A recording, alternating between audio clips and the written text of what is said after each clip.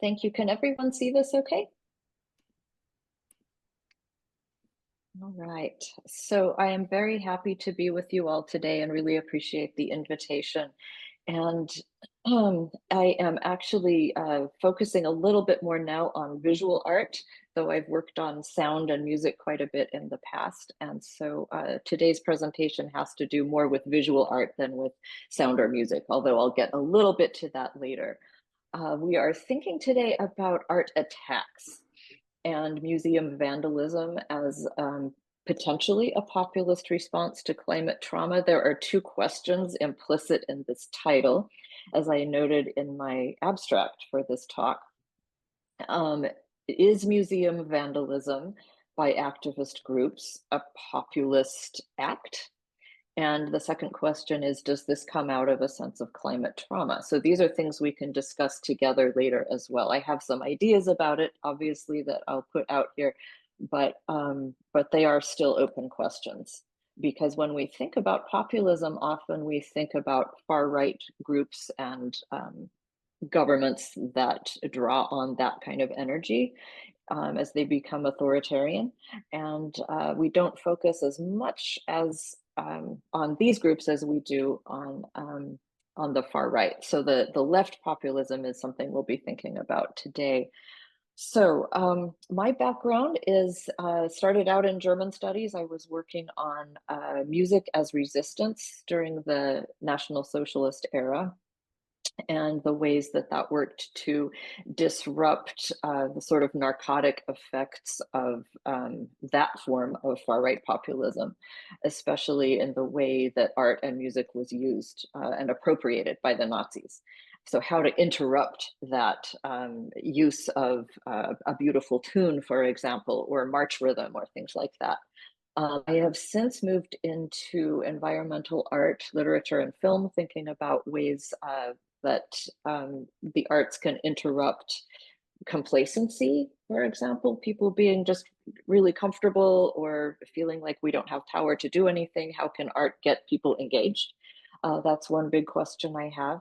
And lately I've been working on forms of art that work as destruction and creation at the same time. And I'll share some more about that later. So this idea of museum vandalism is very interesting to me because on the surface it looks like it's just destructive, but there's a lot going on in these activist actions. As one person pointed out last week in the symposium at Oxford from ECPS, everyone hates climate activists. And this was sort of a tongue-in-cheek comment, but it also touches on this feeling of, oh, there they are again, disrupting a sporting event or messing up art in museums, or you know, this annoyance around climate activists doing their thing. And we want to probe this a little more deeply today beyond just it's disruptive, we know that, but why and how? And is there something productive in this disruption? So let's see if I can go to the next page here. Try this button. Okay, so here's a sampling of some of the art attacks that have happened in the last few years. 2022 was a big year for art activism in climate activism in museums, but there was a more recent attack in Montreal. If you look at the paint splashes in pink, on the left as you're facing your computer. So this was an attack on a Picasso painting called La Terre in Montreal this year. And what happens often in these art attacks is that the paint does not actually damage the artwork itself, often because they're behind glass, or in some cases they have varnish on them that can easily be wiped off or fairly easily. So they look more destructive than they actually are, these acts of vandalism. But they do look disturbing to see this work of art that's been hit with paint, or in the case of the middle image, the Van Gogh, the Sowers in Rome in 2022, this was pea soup that was thrown on an artwork. And the other image comes from Vienna, also from 2022. This is Gustav Klimt's Tod und Leben with black paint that was thrown on it. So obviously these are very public acts of vandalism and disruption. They go after images that are seen as canonical in some way, or as treasures, cultural treasures. But there are a lot of questions around what that treasuring means. And the feeling usually behind these acts and the statements that come out of them um, have to do with, why are we looking at art when the world is burning? We have to draw attention to what's happening in the climate, and art is a luxury. Art is something kind of elitist. We need to draw attention to something more important. So that's the underlying message often of these art attacks. Who is doing this kind of vandalism? That's another question. It's generally organized groups um, who are responsible for apparently 95% of these incidents, as we can read here from NPJ Climate Action in 2023. And usually they target museums in their countries of origin. They're not traveling around the world. A lot of these groups feel strongly about not doing too much air travel. And so they'll stay close to home and go after artworks they know in their own cities and communities. Three groups account for, as of 23, 58% of these incidents: Ultima Generazione in Italy and the Vatican, Just Stop Oil from the UK, Letzte Generation in Germany. While these groups targeted museums in the countries in which they are located, they may have some sort of coordination mechanisms as well. There's a network called A22 that includes a lot of activist efforts. And their website notes, as the last generation, we will do whatever it takes to protect our generation and all future generations, as is our inalienable right. The old world is dying. We are in the last hour, the darkest hour. This world is being decimated before our eyes. We are in between moments. What we do now decides the fate of both this world and the next. So this is very dramatic language. To use the phrase last generation in itself indicates an end of the world sort of sensibility. And yet there's language about protecting the future at the same time. So implicit in this statement is, if we don't act, we will be the last generation. We are in between moments. This is a critical hour right now. And if you take to heart this phrase that the old world is dying, that also means a lot of cultural material is dying or needs to die. All of these art forms that are ensconced in museums and valued so highly, and they cost so much money, that this is somehow something that is dying, for better or worse. So the rhetoric is very strong here, and very urgent. And the visual component of these performative acts of destruction is also quite powerful. Here are some more images of the Just Stop Oil group in front of Van Gogh's sunflowers, the Degas dancer with blood red hands, and Ultima Generazione in Italy with the spray painting of the exterior of a museum. So the phrase inalienable right, to get back to the rhetoric that these groups are using, that's really interesting to me because of the discourse in populist groups on both sides of the political spectrum about rights. And here's a quote that kind of sums this up. The synergy between populism and culture wars presents substantial challenges to interpreting and protecting fundamental rights, such as freedom of expression, equality, and the right to privacy, cornerstones of democratic and human rights principles. Within this polarizing framework, these rights are contested, their interpretation shaped by ideological biases that reflect broader political struggles. So if we look at the idea of freedom of speech, for example, and censorship in the US right now, where I am at the moment, the word freedom is really tricky because before the 2024 election, that word indicated a far right often need to protest against the Biden administration and say, we want our freedom from all this regulation. Now the word freedom is quite different because you hear it on the left saying, wait a minute, our rights are being taken away by the Trump administration. We want our freedom. And so these sense of rights and freedom are very contingent, actually. And so if you have a climate activist group saying this is our inalienable right to do these destructive acts, that may feel like it's not a right for other people. So these are not just a given that these rights mean the same things to different groups of people, I should say. So the populist impulse that we can maybe attribute to these activist groups works against elitism. And that is something across the board that we see in populist groups and efforts across the political spectrum. So in this very helpful encyclopedia of new populism from last year, there's a little article about climate vandalism in museums and other settings like that. And this is helpful in terms of thinking about why this might be a populist act. These left-oriented populists view the art displayed in museums as representing symbols of elitism. The monetary and cultural value attributed to these art pieces distinguishes them from mass culture. For these activists, museum spaces become the metaphoric ivory tower that separates the us from the them. These protests rely on a unique performative mode of expression as opposed to standard reactionary responses. So that's an argument for calling this a populist act, to throw paint on a painting in a museum.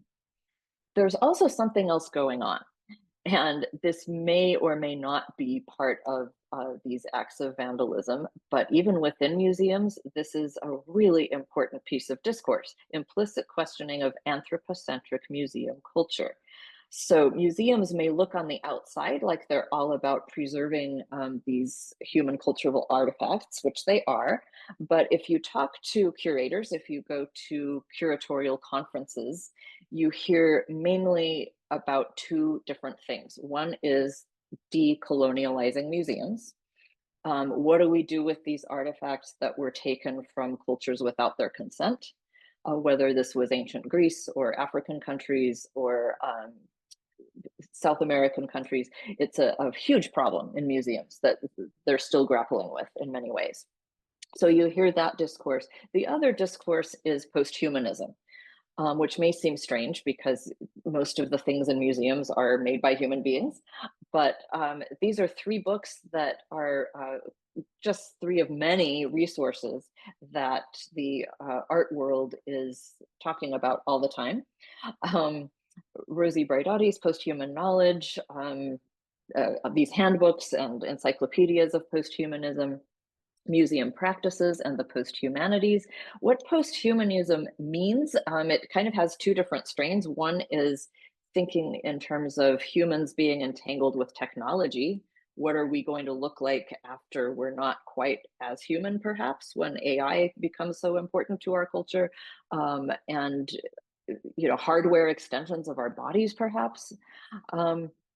The other strain has to do with decentering humans as actors in the world, thinking of humans as more entangled with other species. And this is something I hear about all the time in the art world: human, non-human entanglements. That word is everywhere. And so a lot of artworks that are coming into the biennial spaces and contemporary art museums involve substances that are not necessarily oil paint or canvas or watercolor. They are horsehair, they are moss, they are soil, they are bacteria maybe that have been cultivated in a lab. We have a lot more examples of other physical organic materials coming into museums. And so the fact that climate activists are going after older artworks is significant. They're not generally attacking contemporary art museums with these more organic, climate sensitive works in them. They are going after the older works that assume human superiority in some way. So this is just to give you a sense of the discourse in the art world right now that is quite qualified in terms of what's valuable as art. It's not just a given that art is still about the painting and the frame. That's changing radically over time, especially in light of more awareness of colonialist art collection practices and more awareness of a burning planet. So if we go back to the populism question, there is a work that's very interesting that I would recommend reading. Chantal Mouffe's Toward a Green Democratic Revolution, Left Populism and the Power of Affects. And she absolutely believes that this is a populist move to get these collectives and activist groups really involved in pushing for climate responsibility. And I just want to make a distinction here between the right-wing eco-fascist end of things, which may look populist on the surface, but actually has a Malthusian sentiment involved in it. And that means we want to diminish human population or limit that to only certain kinds of humans, probably humans with white skin. That is a different ideology from what is happening in museums, usually. There may be some examples of eco-fascists doing similar acts of vandalism, but generally their ideology is quite different from this left populist movement with the likes of Greta Thunberg and others who are speaking out for the climate. So the biggest difference I find is that the eco-fascist mentality really wants to limit humans, not necessarily in the academic sense of post-humanism that we hear about in that kind of discourse, but rather in a more violent way. Like we should just, reduce the population in some violent or eugenic sort of way in order to protect the planet, or reserve it for certain kinds of humans. When you get into the left populism end of things, there's a sense of human, non-human collectivity, speaking up for the rights of other species, for rivers, for example, for wetlands, wanting to create a planet that will not only serve us as the potential last generation, but also those humans to come. And this movement of the 7-generation principle, often where you want to think about your decisions in terms of not just affecting you, but what will be happening 7 generations after you. And so there's an inclusion of humans in this rhetoric. It's not just let's decimate the population to save the planet, but how can we have a sense of collective engagement? So Chantal Mouffe's point with her left populism book is that one of the most important things to make change in the world is passion. This was a word that was debated last week in Oxford, actually, that maybe this doesn't do that much good because passion doesn't necessarily take an organized form. Chantal Mouffe says you need the passion, but you also need to filter that into voting, elections, political organizing. So she does recognize that it can't just be an amorphous force on its own, but that you do need to have some kind of institutional and structural work that passion can do. But I think the idea of affect, emotions, and including humans in this equation and having a sense of collective action is very much what this idea of green populism is about. So if you take Mouffe's perspective, what these climate activists are doing in museums really is a populist action. We can discuss this more in our Q&A period because I don't know that it's a given, as there are only a certain number of people who are doing these actions and not everyone would necessarily agree with them. But there is definitely an argument to be made that it is a populist impulse behind it. There's also a distinction between two terms that I want to bring up here that might be helpful. So the term iconoclasm often has religious connotations, like tearing down images that might be sacred to one culture but not to another. Tearing down statues that might have associations that are painful to certain groups. So there is that sort of tradition and problem around the idea of destroying images or artworks. But there's also a new term, or fairly new term, from Bruno Latour, who's a climate thinker, philosopher, this term iconoclash, which I find interesting.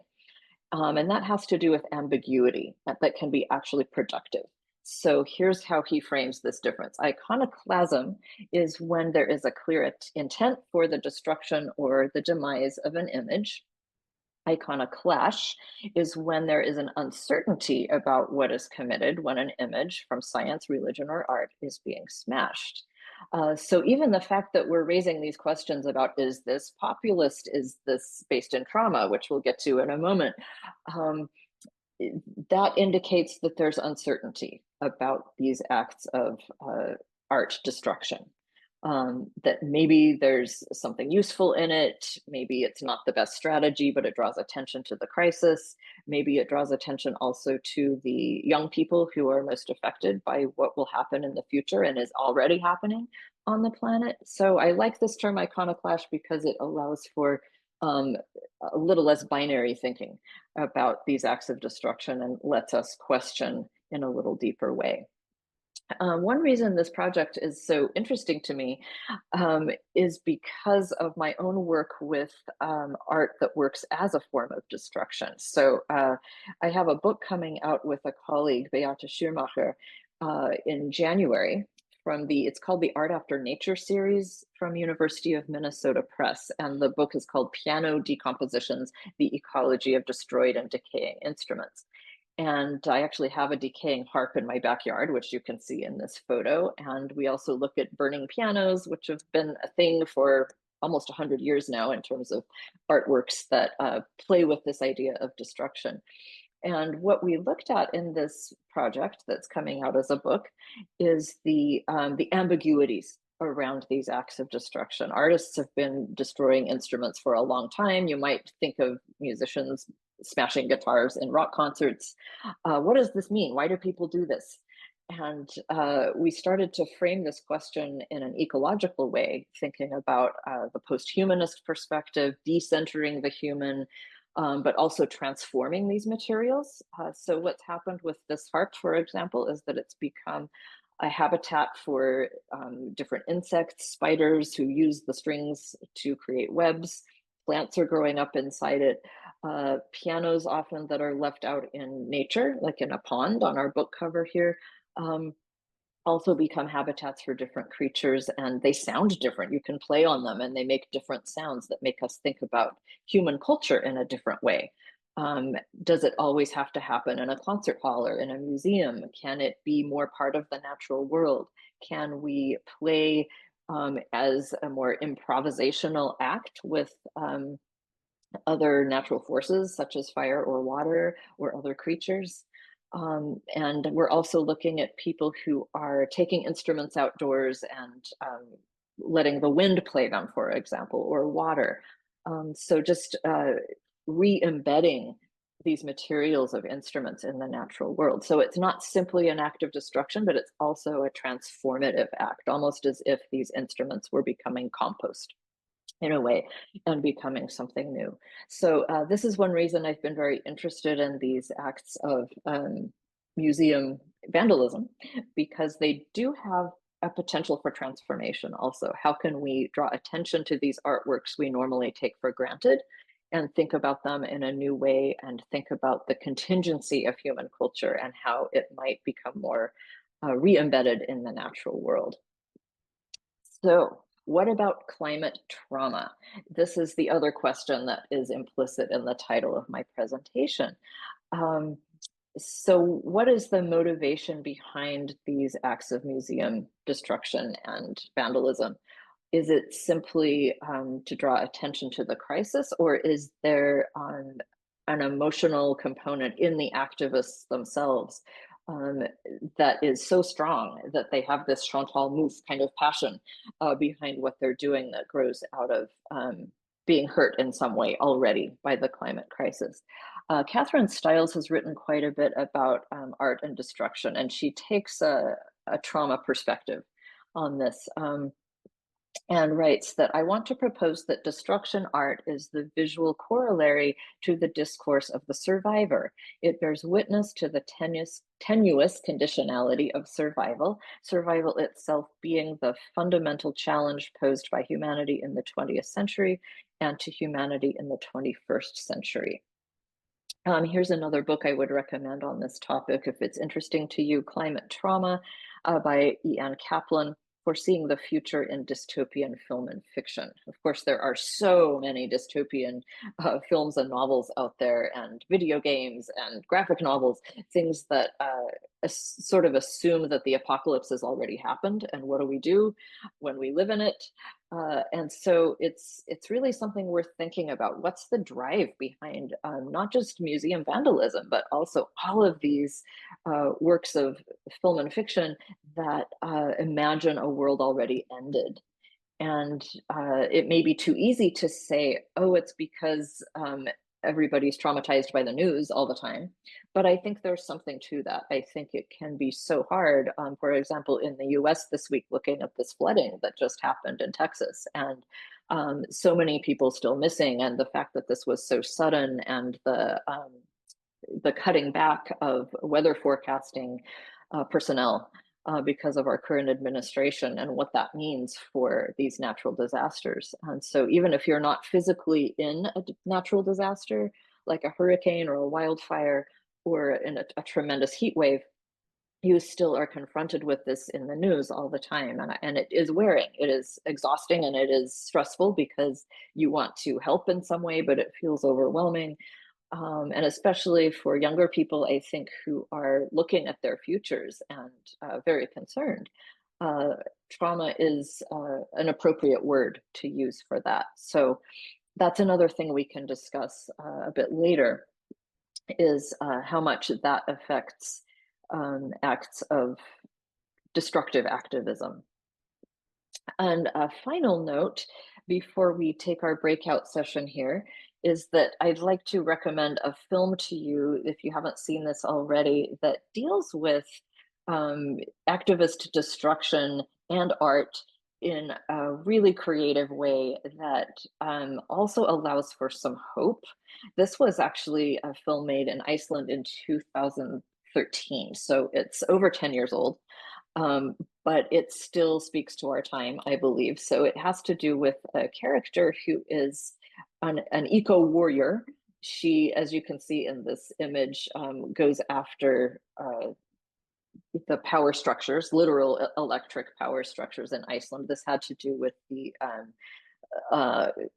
controversy around an aluminum plant that was being built in Iceland during that time.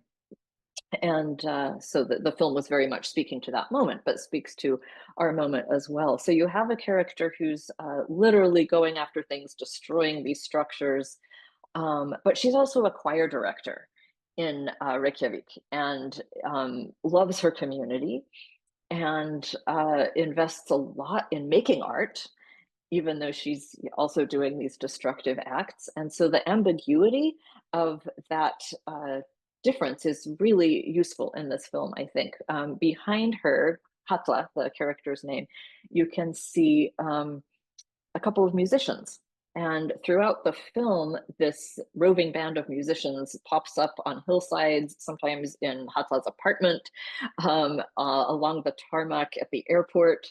You see them, you're not quite sure if they're in her imagination or if they are real musicians who just happen to be outside, as a lot of actual musicians do in Iceland. It's a very common practice there. But that creates more ambiguity too, and a sort of distancing effect to think about what is the role of art anyway, and music in this time of crisis. There's humor in this film too, which I find very useful in activist circles. It can be very easy to take ourselves too seriously as the crisis feels so heavy so much of the time. In this film, there's also an additional narrative strain in that Hatla is supposed to be adopting a young child from Ukraine. Now, this film was made before the Russian invasion of Ukraine, but you still feel that it's a precarious place. There are a lot of kids in orphanages who are in need. There are problems, of course, with adopting. Foreign adoptions have their own colonialist aspects, and so that comes up as well. Um, but the film is wonderful in that it brings up these questions of activism, art, personal demands, personal obligations, uh, family relationships. I won't give away the ending of the film and how Hatla eventually solves this problem of how she's going to hold all of this in her life.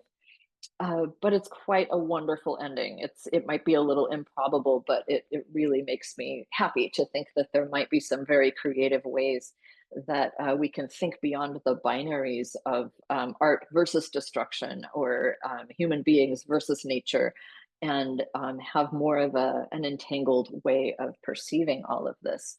So on that note, we might be ending just a little bit early here, but we can think about some things to discuss when we come back, and perhaps some points to think about as we go out are, first of all, the question of populism. Is there a left populism around climate? Is that something we can talk about in an easy way? Um, is there a traumatic impulse behind all of this? And what are some ways that art and destruction could work productively, perhaps, to draw attention to the crisis? So, with those three questions in mind, maybe we can take our break and come back and discuss in a little while.